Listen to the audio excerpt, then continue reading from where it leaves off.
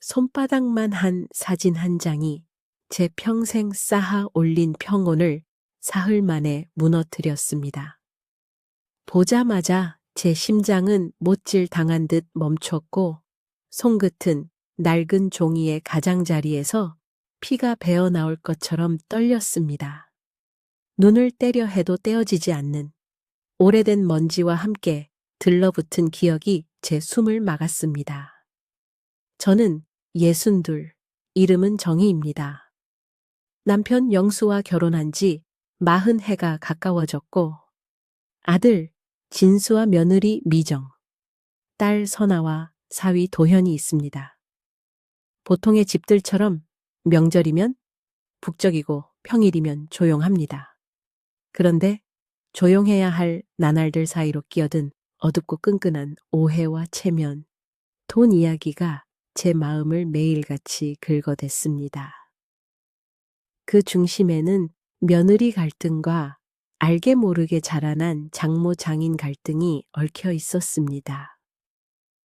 그날 저는 다락방에서 옛 상자를 정리하고 있었습니다. 딸 선아가 이사를 앞두고 있어 아이들 어렸을 적 공책과 신문 스크랩, 그리고 시아버님 유품까지 한 번에 꺼내 살피는 일이 제 몫이 됐습니다. 바스락거리는 서류들 사이에서 손끝에 걸린 건 노란색 가장자리가 다른 사진 한 장이었습니다.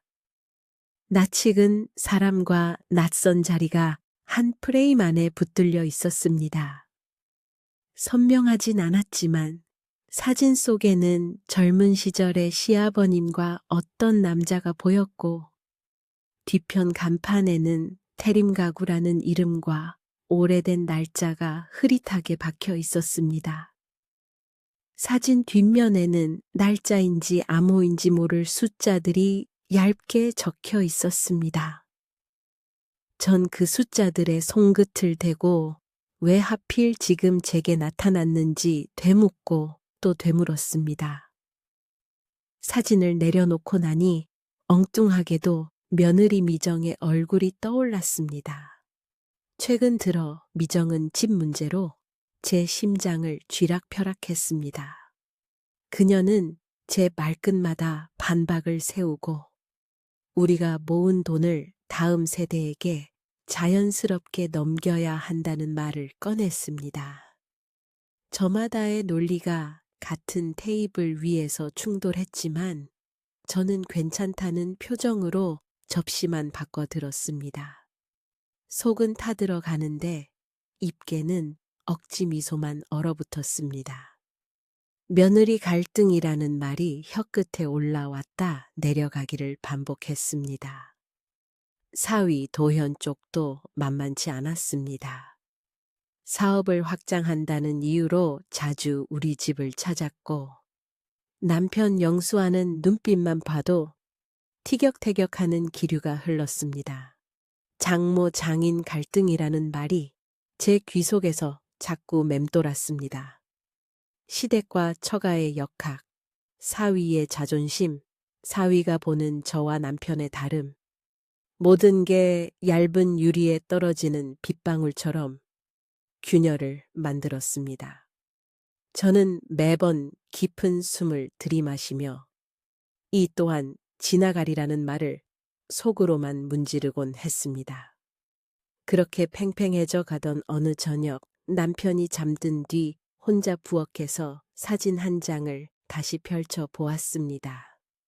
사진 속 간판의 글자와 뒤편에 비스듬히 선 전봇대, 그리고 한쪽 구석에 반짝이는 금속 상자가 제 눈을 붙잡았습니다. 희미한 기억이 되살아났습니다.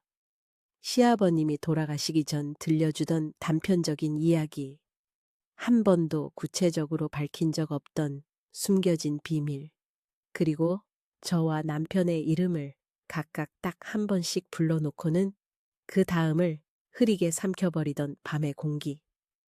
저는 사진 뒷면의 숫자가 우편함 비밀번호인지 은행번호인지 혹은 오래된 창고의 자물쇠인지 가늠하지 못한 채 작은 수첩에 그대로 옮겨 적었습니다. 그 무렵 집안에는 유난히 소리가 많았습니다. 문 여닫는 소리, 숨죽여 핸드폰 통화를 옮기는 발자국 소리, 아이들이 뛰노는 소리, 뒤로 가늘게 곁눈질하는 어른들의 눈빛 소리. 저는 그 소리들 사이에서 진짜를 가려내야겠다고 마음먹었습니다. 하루는 사위 도연이 다녀간 뒤 식탁 위에 계약서 복사본이 펼쳐져 있었고, 다른 날은 며느리 미정이 가져온 투자 제안서가 베란다 테이블에 덩그러니 놓여 있었습니다. 누구의 의도도 입 밖으로 나온 적은 없지만 모든 의도는 종이에, 숫자에, 저를 바라보는 눈동자에 서려 있었습니다. 그날 이후 저는 제 손에 든 작은 기계를 믿기 시작했습니다. 휴대전화에 녹음 기능을 켜두고 집안을 오갔습니다. 제 마음은 주머니 속 작은 빨간 점에 의지하기 시작했습니다. 시간이 지나면 망설임도 기록이 되고 숨결도 증언이 되더군요. 저는 그 파일들을 녹음 증거라고 부르기 시작했습니다. 저 스스로라도 믿을 만한 무언가를 만들어 두지 않으면 안 될 것 같았습니다. 어느 날 밤 남편 영수와 며느리 미정의 낮은 대화 소리가 거실에서 흐르고 있었습니다. 저는 발소리를 바닥에 붙이고 천천히 방으로 들어왔습니다. 그날의 녹음 파일을 처음부터 끝까지 들었을 때 저는 이상한 기시감에 덜컥했습니다. 목소리들의 높낮이가 제가 알고 있는 이유와는 조금 달랐습니다. 겉으로는 평온하고 공손한 말들이었지만 그 사이사이에 스며든 초조함과 계산이 낯설지 않게 귓가를 찔렀습니다. 그런데도 저는 단정하지 않기로 했습니다. 단정은 때때로 가장 손쉬운 오판이었습니다. 며칠 뒤 저는 태림 가구라는 이름이 여전히 이 동네에 남아있는지 찾아보기로 했습니다. 인터넷 지도 속 오래된 신문 기사는 저를 강가 쪽으로 이끌었습니다. 간판은 사라졌지만 같은 자리에 작은 공방이 들어섰고 그 앞에서 찍은 사진 한 장의 풍경은 건물의 모서리와 전봇대 각도가 사진 속 풍경과 정확히 겹쳐졌습니다. 저는 사진 뒷면 숫자를 조합해 근처 은행을 찾아갔습니다. 세월이 이렇게 흘렀는데도 은행 창구에는 아직 오래된 기록을 읽을 줄 아는 눈빛들이 있었습니다. 계좌를 확인하기 위해선 정확한 서류와 함께 상속인의 증명이 필요하다는 설명을 들으며 저는 알 수 없는 떨림을 느꼈습니다. 사진 한 장이 단지 추억이 아닌 방향표일 수도 있다는 기대와 두려움이 동시에 올라왔습니다. 그 밤 저는 잠을 이루지 못했습니다. 부엌 한편 의자에 앉아 창밖 불빛을 보며 제 인생의 낮과 밤이 교차해 만든 문양들을 세어보았습니다. 아침이면 며느리의 눈빛을 견뎌야 했고, 점심이면 사위의 눈치를 살폈으며, 저녁이면 남편의 한숨을 받아주어야 했습니다. 저는 가족의 중간에서 평형추처럼 흔들렸습니다. 흔들리는 사이로 의심이 잔물결처럼 번졌습니다. 그 즈음 집안에 잠깐 편곤이 찾아오는 듯 했습니다. 진수가 손주를 데려와 집안 분위기를 환기했고 미정은 살갑게 음식을 챙겨 주었습니다. 도현은 적당한 거리를 유지한 채 식사만 하고 돌아갔습니다. 저는 제 마음이 너무 예민해진 게 아니었나, 이런 소소한 온기를 놓치고 있던 게 아니었나 반성도 했습니다. 그런데 그날 밤 다시금 휴대전화의 새로운 파일이 제 귓가를 찢어 놓았습니다. 방금 전의 웃음과는 결이 다른 목소리가 닫힌 문틈 같은 빈틈을 타고 흘러나온 듯 했습니다. 그 파일에서 제가 들은 건 집의 주인이 누구인가를 놓고 오간 간접적인 신경전이었습니다. 제 이름이 오르락 내리락 했고 제 사인과 제 결정이 표류하는 섬처럼 이야기 속에서 돌아다녔습니다. 저는 그 파일을 반쯤 듣다가 멈췄습니다. 감정이라는 파도가 눈앞을 흐리게 만들기 전에 저는 사실의 줄을 먼저 붙들고 싶었습니다. 그 사실의 줄 끝에는 다시금 사진 한 장이 매달려 있었습니다. 사진은 아무 말도 하지 않았지만 가장 많은 것을 말하고 있었습니다. 여기서 저는 한 번 더 숨을 고릅니다. 제가 만약 그때 다른 선택을 했다면 모든 게 달라졌을지도 모릅니다. 그러나 저는 이제 와서야 인정합니다. 그날의 저는 지쳐 있었고 지친 어른들은 부드러운 말보다 확실한 증거를 원합니다. 그래서 저는 더 많은 녹음 증거를 모으기로 했습니다. 저는 집안을 떠도는 소리들을 포획하는 포수처럼 날짜와 시간을 적고 파일을 분류했습니다. 그리고 어느 오후 결정적 단서가 저를 찾았습니다. 저는 오래된 사진의 뒷면 숫자와 녹음 파일들이 이상하게 맞물리는 느낌을 받았습니다. 파일 목록 중 하나의 이름이 사진 뒷면 숫자와 같은 순서로 저장돼 있었습니다. 그 파일은 사위 도현이 다녀간 날 저녁 녹음뿐이었습니다. 저는 이어폰을 깊숙이 귀에 꽂았습니다. 그리고 들렸습니다. 낮은 숨소리 틈으로 들려온 남편의 말투가 제가 아는 이야기의 흐름과는 전혀 다르게 흘러가고 있었습니다. 제가 막연히 두려워하던 그림자 뒤에서 또 다른 그림자가 꿈틀거리고 있었습니다. 그 순간 제 머릿속에서는 아주 선명한 경보가 울렸습니다. 집안의 문제가 며느리 갈등으로만 묶여 있는 게 아니었습니다.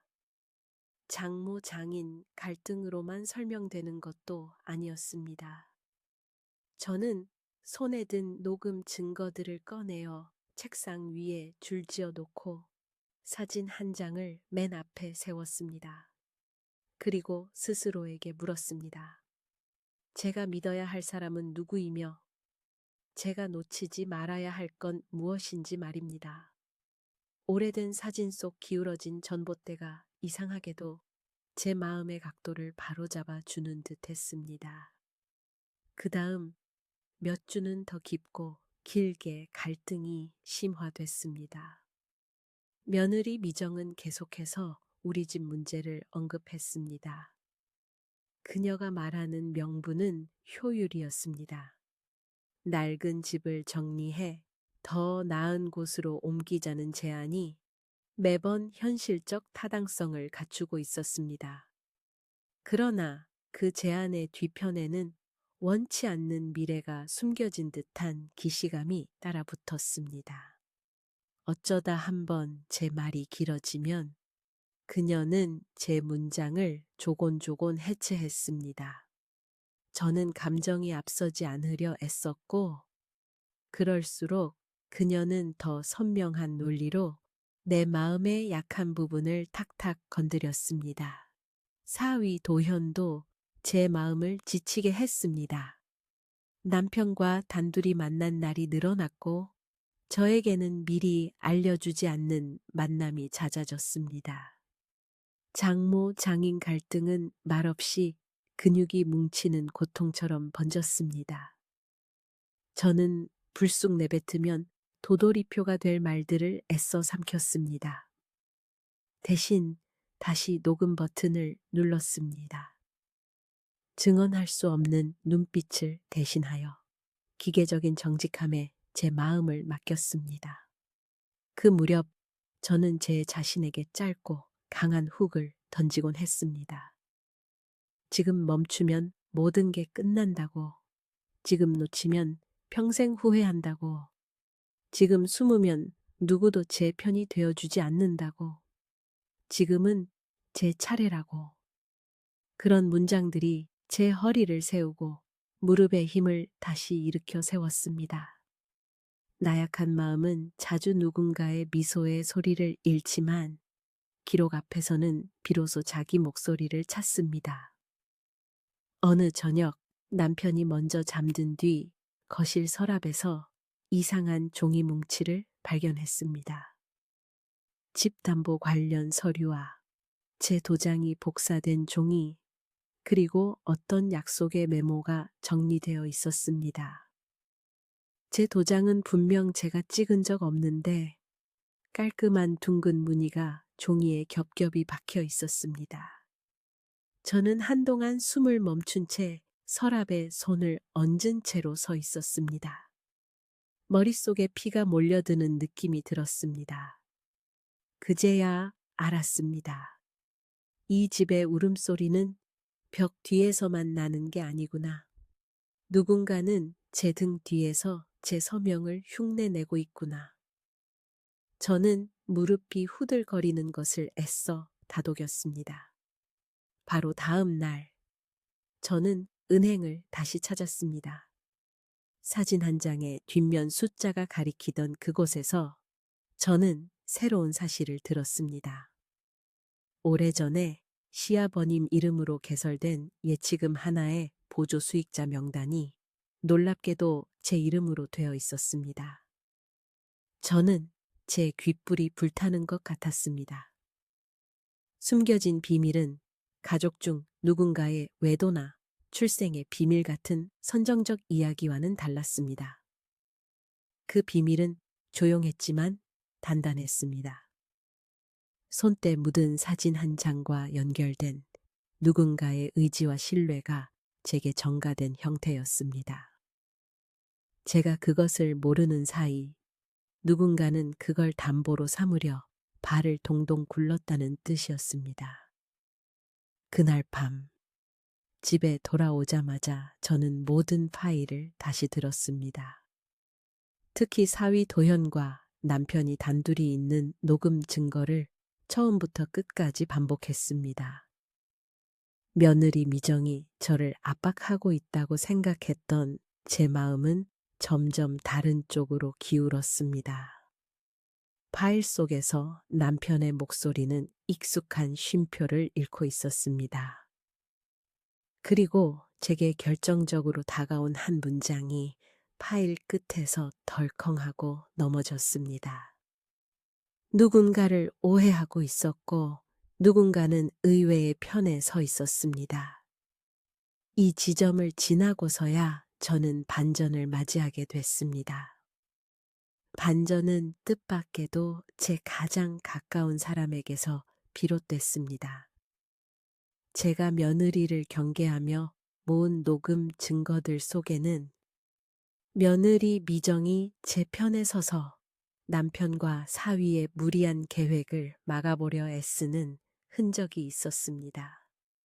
그녀는 제 서류에서 도장을 빌려오려는 움직임을 눈치채고 제게 직접 말하면 더 큰 소란이 날까 두려워 변호사와 상담을 하고 있었습니다. 그녀가 들고 온 투자 제안서와 보이는 공격성은 일부러 겉을 단단히 만든 방패에 가까웠습니다.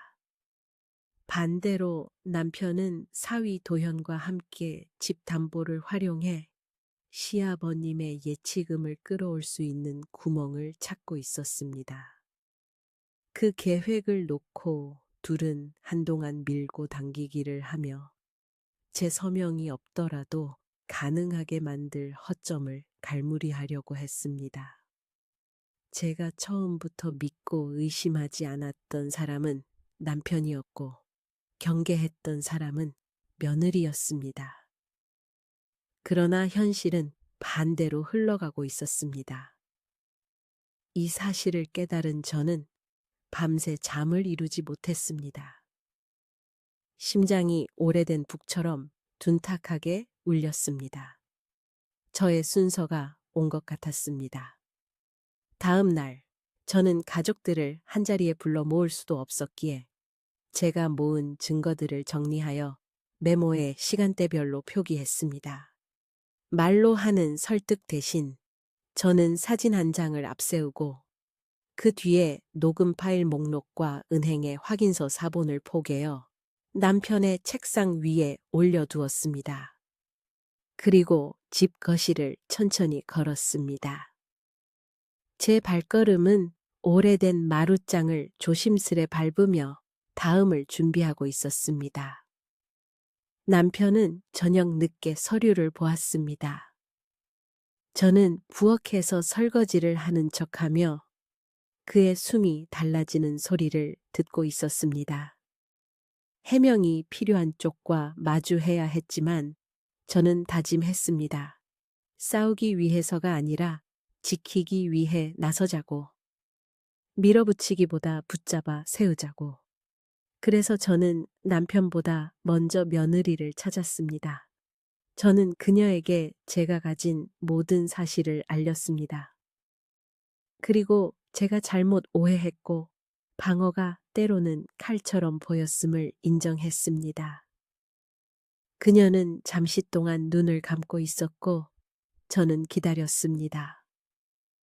곧이어 그녀는 이 모든 것을 법적으로 정리하기 위한 절차를 제가 스스로 결정하도록 돕겠다는 의사를 전했습니다. 말은 필요 없었습니다. 저는 오랜만에 어떤 어른의 결심 같은 것을 제 안에서 느꼈습니다. 그 후 몇 주 동안 저는 은행과 공증 사무실을 오갔습니다. 사진 한 장은 여전히 제 지갑 안에 자리했고 녹음 증거 파일들은 제 손목보다 더 가깝게 들러붙어 다녔습니다.